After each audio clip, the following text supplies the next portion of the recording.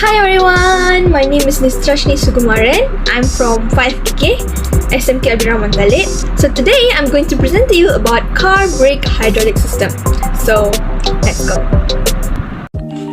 So today we're going to firstly talk about the car brake system, and then secondly we're going to see about the working principles.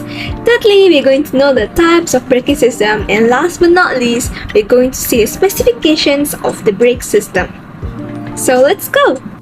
So first of all, what is a car brake hydraulic system? A hydraulic brake system is an arrangement of braking mechanism which uses brake fluid to transfer pressure from the controlling mechanism to the braking mechanism. Okay, so these are the contents of the brake system. Master cylinder is to produce large input force. The spring is to pull back the brake shoe after the force applied is removed. Then we have oil. Oil is a fluid to transfer the pressure applied. Then we have brake pad. Brake pad stops the front wheel, that is the brake disc. Then we have brake shoe. Brake shoe stops the brake drum at the rear wheel. And we have pistons. Pistons has liquid that applies the force transfer to the brake pad and shoe. So yeah, these are the contents of the parts that are in the braking system. So this diagram has all of the parts that I explained just now. So there, as you can see, there are front wheel and rear wheel. So at the front wheel we have disc, we have pad, we have pistons. And at the rear wheel we have brake drum, brake shoe, pistons, brake fluid, master cylinder, and the one that is pointing the arrow, that is the brake pad. So that's the contents we have in our whole braking system. Okay, so before we go into the braking system, we need to know about Pascal's principle. Pascal's principle states that pressure applied to an enclosed fluid will be transmitted equally throughout the liquid. So as in the diagram, we have two pistons. So F1 represents the force we apply on the brake pedal. So when we apply a force, there will be pressure produced. You may be asking, why do we use a small piston? And why is the second piston bigger? So why do we use small piston? This is because pressure is inversely proportional to area. Therefore, when the area is small, there will be bigger pressure produced. If there's bigger pressure produced, it will be easier for us to stop the vehicle. That's it, okay? So now we're going to talk about the braking system in the front wheel.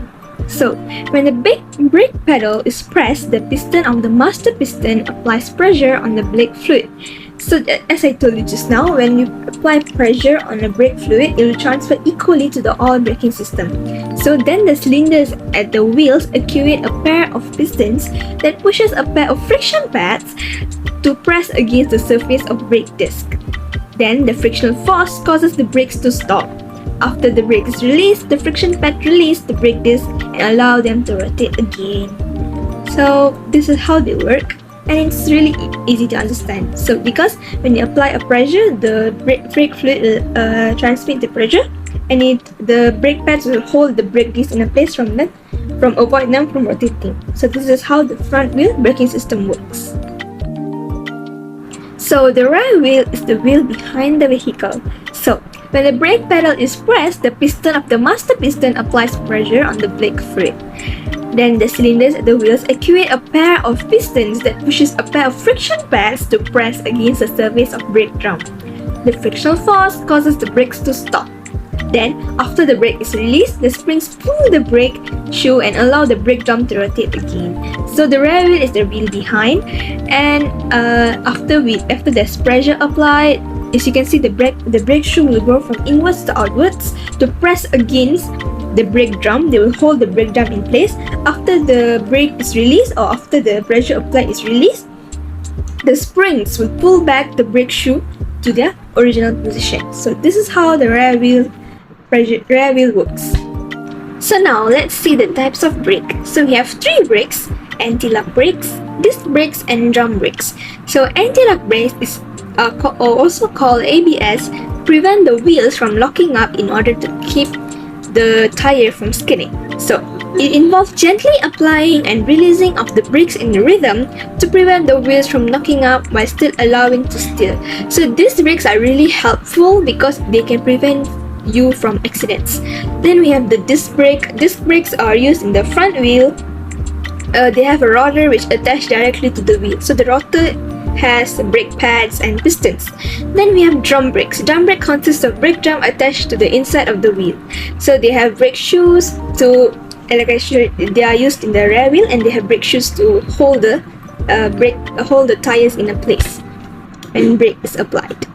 And for information, for tractors or big vehicles that need to go into jungle or uneven muddy places, we use disc brakes on the four of the wheels. For normal cars we use in daily life, we use 2 disc brakes and 2 drum brakes. This is because disc brakes have more power and they can go into uneven roads.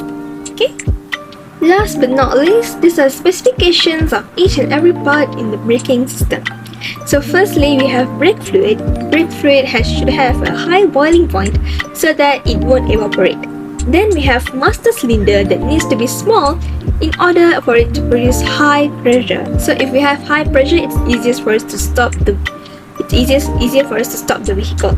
Then we have wheel cylinder, need to be big, can produce a larger braking force. Ratio, and then we have ratio of cross-section area of pistons in master cylinder to brake drum cylinder. It needs to be 1:5, or master cylinder needs to be smaller than the wheel cylinder so that they can produce bigger force. Then we have spring constant. We need a higher spring constant so that the springs are more stiffer and it's easier for them to pull back the brake shoe back to their place. So that's all from me. Thank you. I hope all of you understand about car brake hydraulic system. Don't forget to subscribe and like the channel. Bye!